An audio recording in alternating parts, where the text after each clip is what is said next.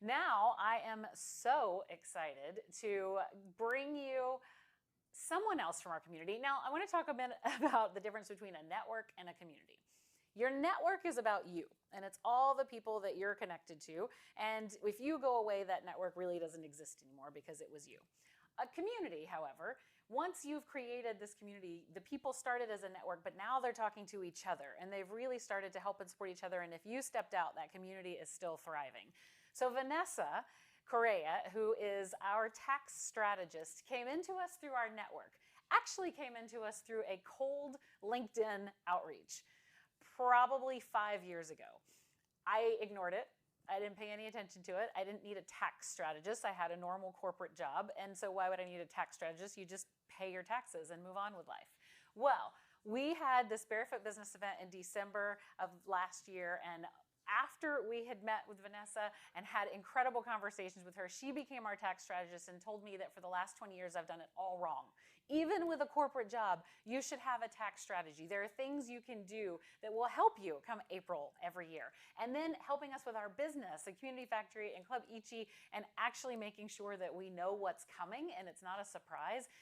She has just been magical for us. We wanted to bring her in front of you, our community. She is one of the OG of Club Ichi, and she has got some tax strategies for you, whether you're laid off right now, whether you have a business or a solopreneur, or whether you're a corporate event professional. She's got some suggestions that you should wrap up by the end of the year to make next April a little less scary for you. Vanessa, hi. Hi, everybody.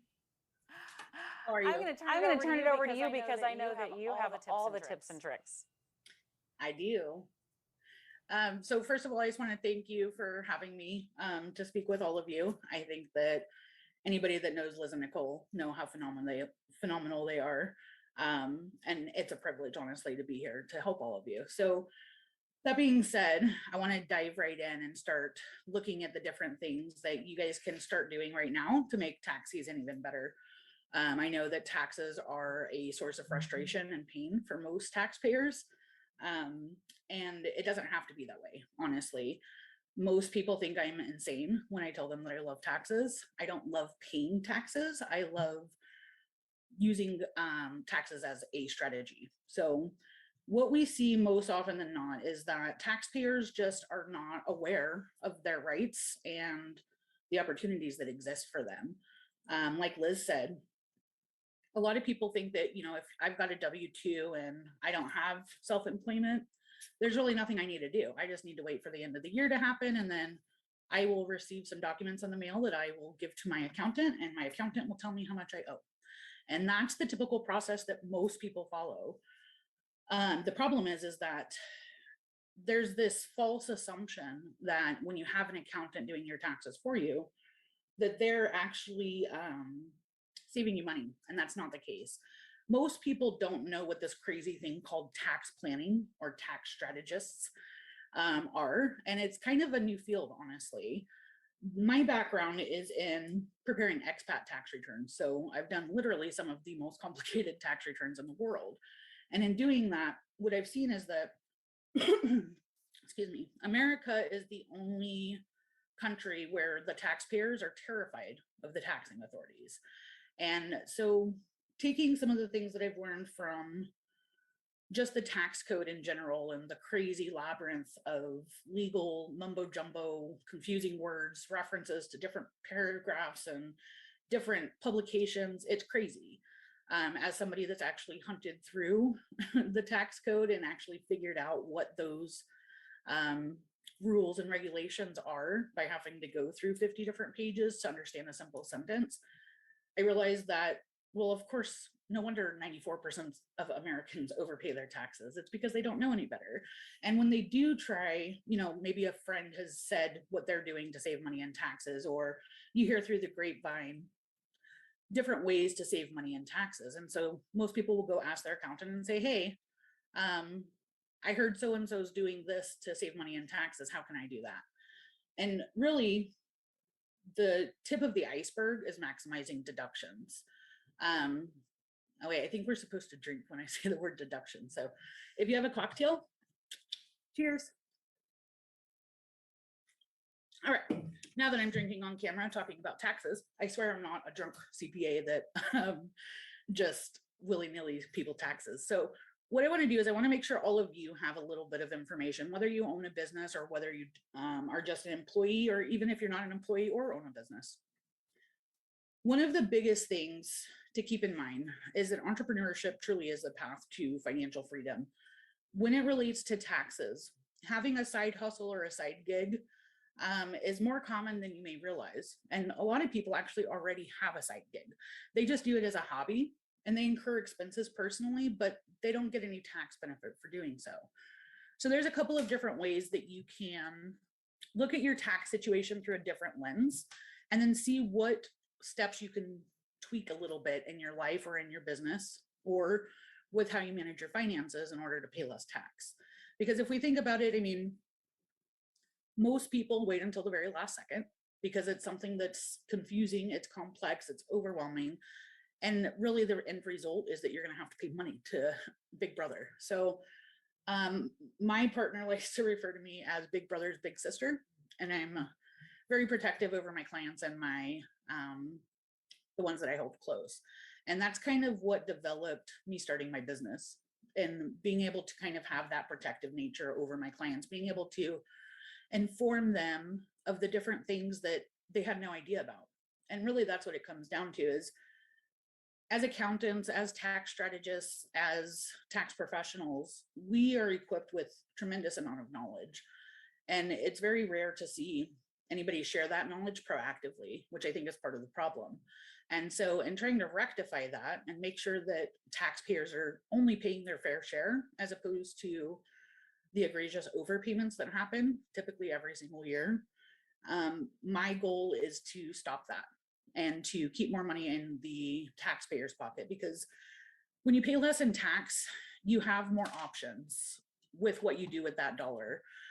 That dollar is going to be a lot more impactful when you decide how it gets spent, whether that's back into your business, whether that's to your family, your future, your children's future, etc. There's just so many more options when you're not overpaying in tax. And so let's get into some things that you can do before the end of the year. I want to talk quickly about a couple of different strategies. And these are strategies that we've used hundreds of times with different clients. And some of them honestly can save you $15,000 to $20,000 in tax, depending on your tax situation.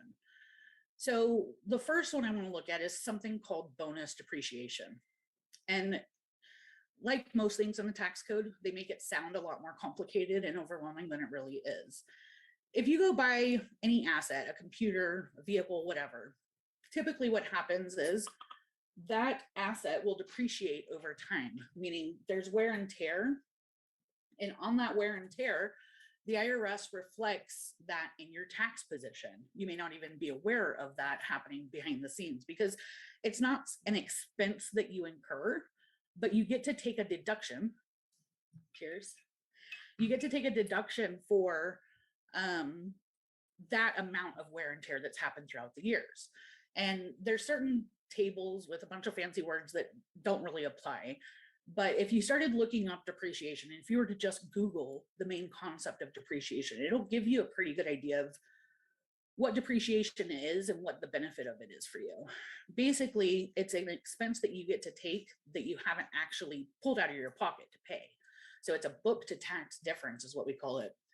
And it's tremendously powerful when you utilize it in the correct manner. So typically what the IRS wants you to do is you'll go buy an asset, let's say it's a $100,000 vehicle, and it's going to have a useful life of 5 years, meaning there's certain assets that are listed with what their useful life is. And what that means is that's the amount of years that the IRS divides the total cost by in order to see what you're eligible to claim in depreciation expense. So all things else like held to the side, if you just think about the $100,000 vehicle you bought, most people don't go spend $100,000 and buy the vehicle outright.